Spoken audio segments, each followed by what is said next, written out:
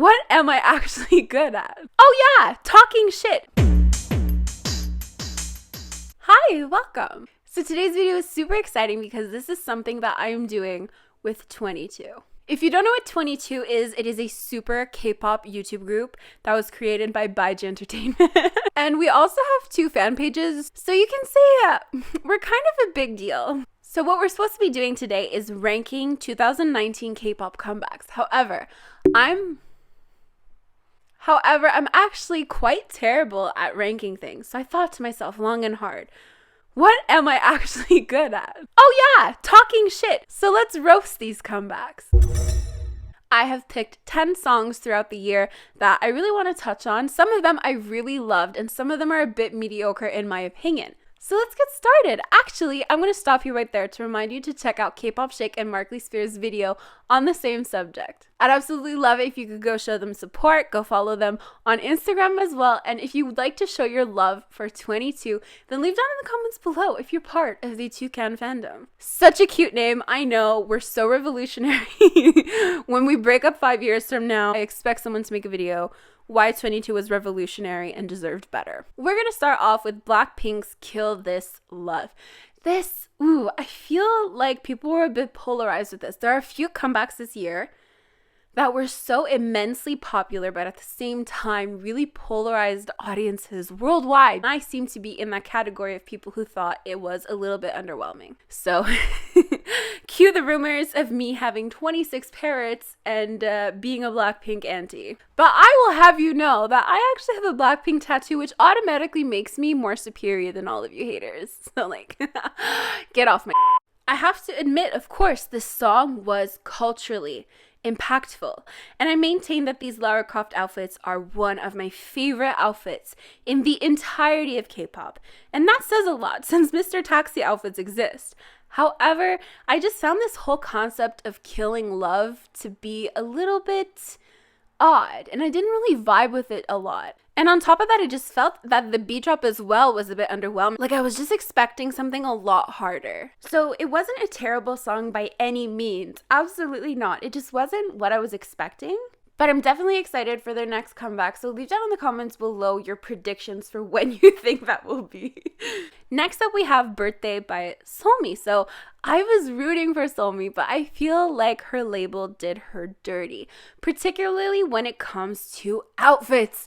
And maybe for a lot of people, you know, music show outfits don't mean a lot, but to me, they're really the basis of remembering a song. If you have really great stage outfits to go along with a song, it makes the whole song experience that much more recognizable, that much more iconic. You know, if you think back to Fire by 21, it's been what, like 10 years? A decade, shall we say? And I still remember those outfits so vividly because they stood out, because they were original, because they were one of a kind. Unfortunately for Seolmi, these outfits were really just a bunch of rags sewn together. And you cannot tell me that that's not what they did, because I tried to recreate this dress for Kevin and it looked pretty much the same. But I digress. The song itself actually wasn't that bad.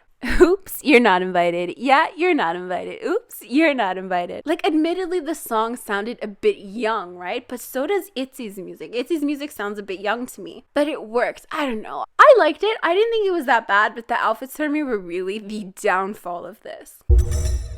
Now we're moving on to Itzy's Icy. So I was actually very pleased with how well-rounded this comeback was. And the thing is, the song itself wasn't necessarily my favorite. It wasn't something that I would automatically go to. However, when it came to watching performances of it, I found myself very drawn to it. So we see that the performances are so much fun.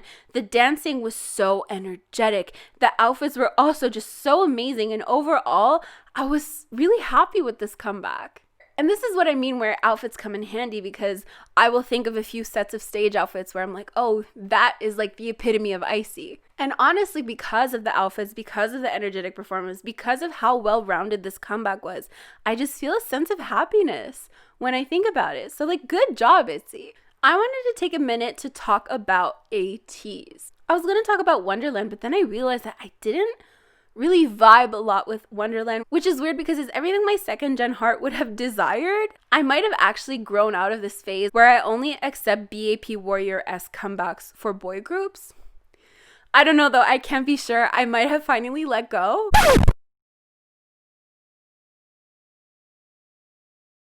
But anyways, in contrast, ATEEZ came out with a song called Wave, and I fell in love with it. The choreography is just really nice and fresh, and honestly evokes water.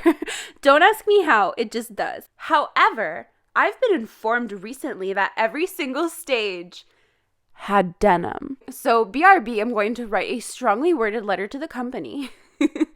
So actually, if you guys would like me to roast their Wave and Wonderland outfits at the same time, Wonderland there's not like enough to say because it's pretty similar. But if you guys want me to make a video roasting Wave and Wonderland outfits, I will do that. Then we have Fancy by Twice. There's no way we can make a video like this without mentioning this song because a lot like Kill This Love, I find it had a very huge cultural impact. And Twice's songs generally have this ability to make me feel warm and fuzzy inside, and this is no exception. They also have a few stage outfits that really stand out to me and scream fancy, and I appreciate that. Though some they're a little bit of a mess. It doesn't matter. That's not important right now. So Kpop Shake also did a cover of this song while eating a sandwich, so it just kind of has that special place in my heart, to be honest with you. Moving on to Boy With Love. So when it first came out, I was actually so in love with the song. It's really rare that I listen to a song for the first time and I fall so in love with it that I listen to it for like 3 hours straight. And this year, the only songs that happened to was Gotta Be You. I know it's old. It's fine. It still counts. Forever Young by Blackpink. Like, it's really rare. It might happen like once or twice a year. So I really appreciate this song, though I outdid myself and I don't quite like it anymore. Boy With Love somehow evokes an old-time feeling, particularly with the vocabulary. When they go, oh my, it sounds like something from the past, but done in a modern way, and it just makes you feel like you've been waiting your entire life for something. I don't know. I love it. Now we're going to talk about Spring by Boom. So, okay. This song is absolutely the most precious thing I've ever heard in my entire life. And it happened after losing the biggest girl group in the world, according to the leading scientists in the industry. She has been my bias for literally over 10 years. And I actually don't care if you say I'm biased because, I mean, sure. So first of all, the lyrics to this song are very beautiful and evoke a sense of longing, since she asks if spring will come again for her. Will flowers bloom in her heart again? So spring is more of a metaphor in this situation for happiness in your heart, and she's worried that it might not come back, which, relatable. I mean, have you ever, what? Amazing. Wonderful, great. But it will. Oh, no. Stop. Also, Dara is in this song, which just makes it like half a 21 comeback, and it's I love it so much. She also has Wanna Go Back, which is another one of my favorite songs of the year.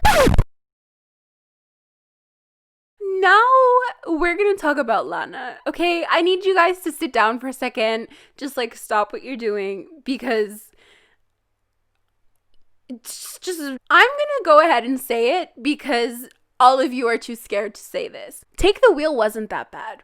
It really wasn't that bad. A lot of people are saying like it sounded like she made it in GarageBand or whatever. I don't even know how to work GarageBand. Trust me, I've tried. I actually think that the song evokes a sense of whimsy, and I appreciate some aspects of eccentricity that you can see in the music video. A sandwich with orange slices in it? Cute! And I think she got a lot of hate based on misinformation, which is honestly a shame, and I believed the lies about her as well. But when you actually follow her, she seems so sweet.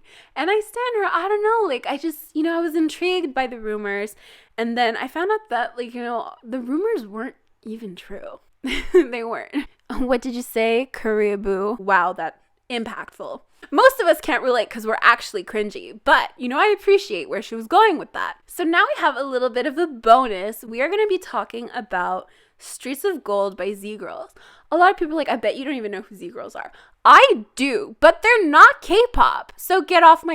Either way, this song was amazing. They literally have everything you would want from a K-pop group except for proficiency in Korean, which is kind of a big deal. Music shows said that they wouldn't accept them to perform because the song is in English.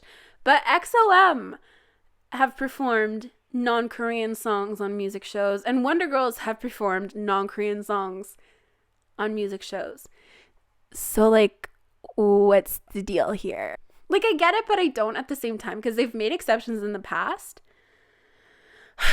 I don't know. I really love the song, so I'm biased. Like, I really wanted to see, like, what kind of outfits they would come up with, because the music video was just so cute and pink. That's basically all I had to say. Thank you guys so much for watching. Don't forget to follow Kpop Shake and Markley Spears here on YouTube, as well as their Instagram. All of their links will be in the description box below. And I will see you guys next time. Bye!